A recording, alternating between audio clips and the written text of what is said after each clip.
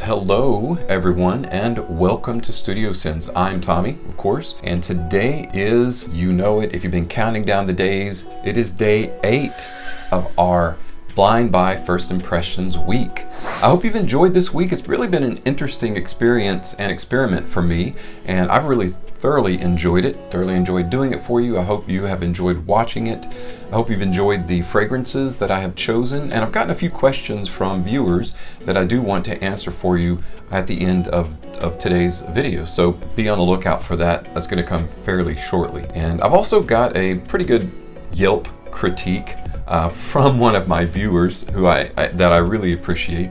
And he mentioned a few things that I could improve on, and so I am going to take a really close look at the channel, the direction that we're going, and I want to make improvements because, again, it's all about bringing you, my audience, the best content available in the best way available, delivered in a way that is accessible and pleasing and something you want to come back to every day. So always appreciate your critique and your thoughts. But it's something that I can apply. If it's something that you bring to the table that I can practically apply and improve on, that's what I want to hear. So thank you so much for that. Today, on our 8th and final day of First Impressions Blind Buy Week, I'm going to be talking about Azzaro. We're still in the Solarissimo lineup. Remember the 3 islands, the 3 fragrances. We talked about Solarissimo Lavanzo. We mentioned briefly Solarissimo Favignana, which isn't available in the US yet. And today we're going to be talking about Solarissimo Marettimo. So this is a gorgeous spring and summer fragrance. Can't wait to break it out of the box. So let's not wait any longer. Without further ado, let's go ahead and get into it. Coming up next.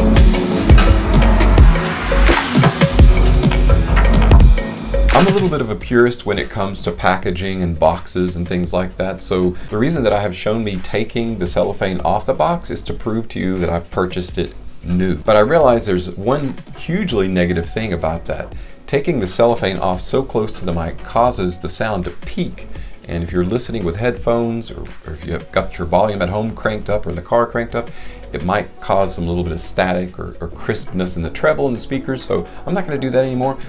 You know that I purchased it new, and if you don't, just have to trust my word on that. So I took the cellophane off of this already. Let's take a quick look at the box. It's not something you haven't seen within the last 24 hours, so we're just going to briefly go over that. You've got the A for Azzaro on the top of the box. On the back of the box, you've got that nice photographic graphic of Marettimo. On the side, you've got product information. Nothing on the other side. The very front, additional product information. Same box as Lavanzo. We had that green gradient. This time we have the blue, or what Azzaro likes to call azure, which is a much prettier name for blue, right? So you've got the azure gradient starting from the top, going to the bottom into the clear, and it is representative of the Mediterranean sky and sea. Both are blue. Of course, I'm going to show you the logo on the top of the cap. The cap is that wood, very nice grain, ash wood, that is so nice for the stopper. The bottle is simple, it's elegant, and the shades of blue make you think about like an ocean voyage. And that's what it was inspired by. With its aquatic notes, the Azzaro Solarissimo Marettimo includes typically Mediterranean fragrance notes such as lemon, citron, a seawater molecule called calypson, sitting on a base of vetiver, atlas cedar, and labdanum. The combination of these ingredients you would think would create a very invigorating, very fresh, summery scent that may be reminiscent of like an ocean spray. At least that's what the bottle makes me think of. So let's check it out. With the stopper off, just going to show you the bottle a little bit up close. You got that nice gradient, that blue gradient. On the very bottom, again, you've got the Azzaro sticker with the batch code on it. Spray this with our 3-pump prime. Oh, this was already primed and ready to go. Wow. I have to say this atomizer is a little bit better than the Lavanzo, so I'm not sure if there's like a wide variance in quality of atomizers. There really shouldn't be, but this one sprays a good bit of juice more than the Lavanzo bottle does. Very, very nice.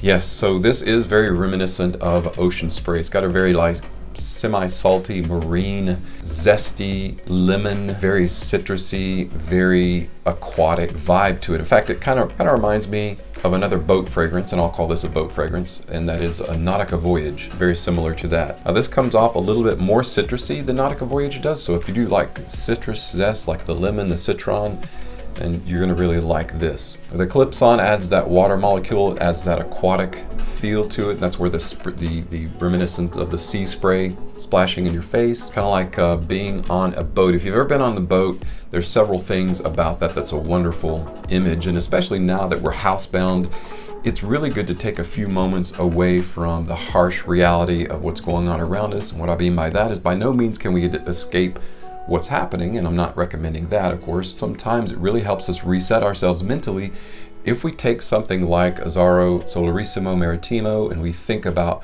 what it represents. Just think about this, being out on a boat. If you've never been, just imagine it.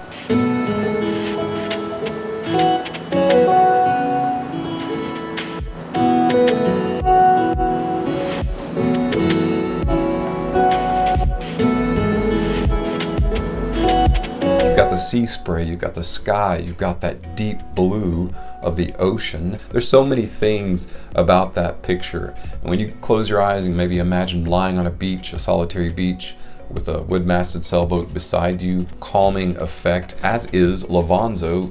Marettimo is also a very feel-good fragrance. The price is amazing, coming in at just 22 bucks for a 75 ml bottle. This is a good casual daytime spring and summer scent.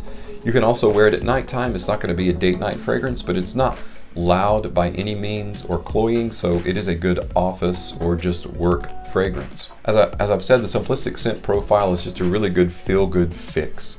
Like when you just want to feel good, just spray it on, just sit back and relax and enjoy the lemon, the aquatic clips-on, and the Atlas cedar in here. Makes it a nice, fresh spring, summer fragrance. All right, that's it for, I'm going to put the cap back on and we're going to do a recap on this week. So this week we talked about many different fragrances. I'm not going to mention all of them because hopefully you've watched. If not, check back through my channel and you can watch the rest of the Blind Buy First Impressions week.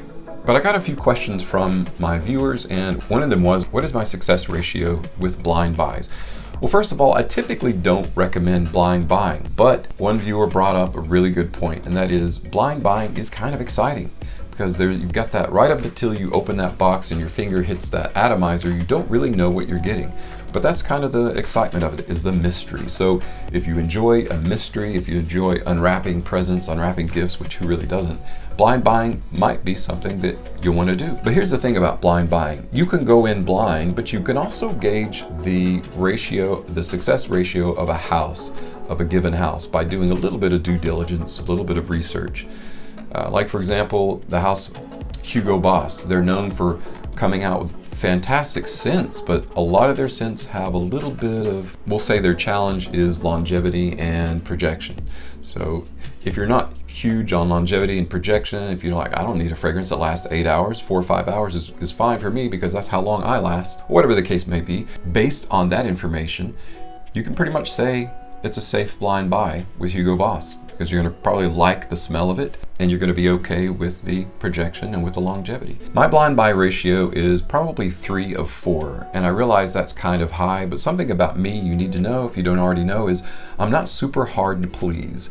By no means do I not have a discerning nose. I definitely have a discerning nose, but I feel like just like people, you can find, there's good to find in everyone. I feel like that's also true with fragrances. I can pretty much find something good about every fragrance.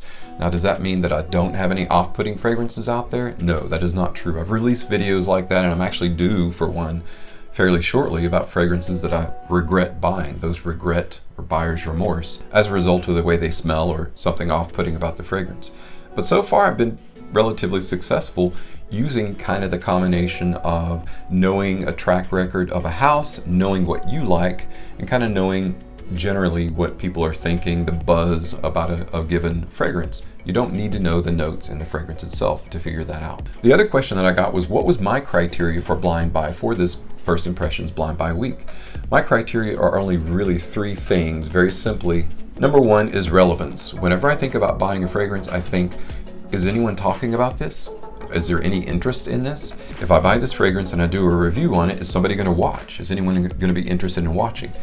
Usually those questions run through my mind as I'm considering buying a fragrance. The number 2 is accessibility. Is this something that I have access to?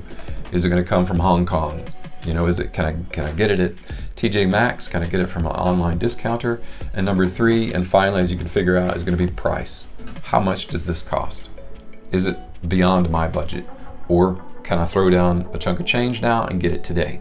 So those 3 things: relevance, accessibility, and price. Now yours may be slightly different, or they may be close to those, but you got to ask yourself, you know, you just kind of got to know what's important to you and what it is that you're looking for, and you know what you're wanting. So I've been very successful in my blind buying, and this week is a good example of that. I've really enjoyed all of these fragrances, and I feel like there's something good in all of them. On a sliding scale of quality, you know, they're like this, as all fragrances are, but you know, they're not, at least down here. So I've not been stuck on bottom with blind buys. I have in the past had a few of them that I haven't liked, but that's another discussion for a future video. Thank you so much for coming with me on this week of First Impressions blind buys. I really have enjoyed doing this. If you have additional thoughts, please make sure to leave them below. And I really thank you so much for your time and, as always, your support. I'm Tommy with Studio Sense, and I'll see you next time.